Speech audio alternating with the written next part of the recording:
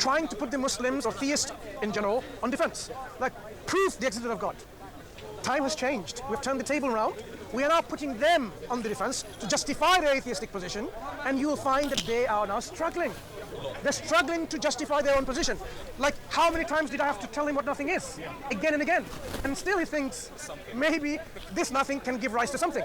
When common sense tells us, if you have such a concept, you will get nothing out of it. So that is why Professor Lawrence Krauss, when he wrote a book called The Universe from Nothing, it was a book of deception. Do you know why it's a book of deception? Because many of his followers thought, now we have a reason to believe the universe came from nothing. Because it says on the title, the universe came from nothing. Yeah?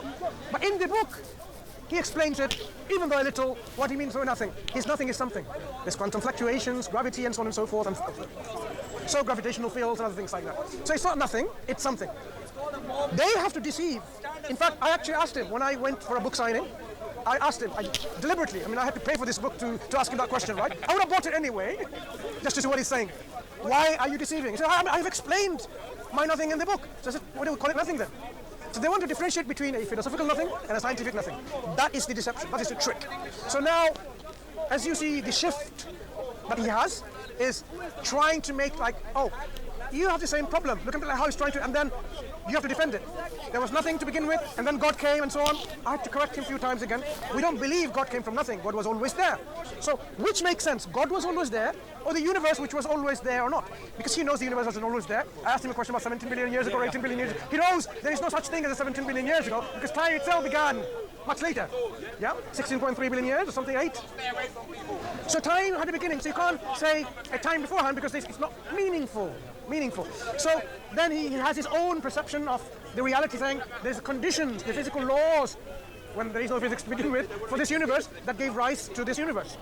That would have been interesting talk when we could have established then whatever you consider that to have been there, present, has to be always there. Because if it wasn't always there, same problem again. Nothing cannot make something. So if you now put some reason and critical thinking in place, and you'll see that whatever was always there to give rise to this something like our universe, this transformation to happen, it cannot happen unless the thing that was there is self-aware, conscious, has a will, possesses a will, an intent, and has knowledge and power or energy. If these conditions are absent, this universe will not be transformed into what it is now. It's impossible, rationally. And that is the discussion we are having week after week in Speaker's Corner, and yet our atheist friends are not learning. So we would like to invite our atheist friends to be people of critical thinking. We are asking you to be people of critical thinking. Don't think you are someone that you're telling Muslims to be critical thinking. Islam is the one that developed the whole scientific methodology and gave you the Renaissance in Europe. I'm not just making a claim, go and study and find out. If it wasn't for Islam, you'd be in Dark Ages.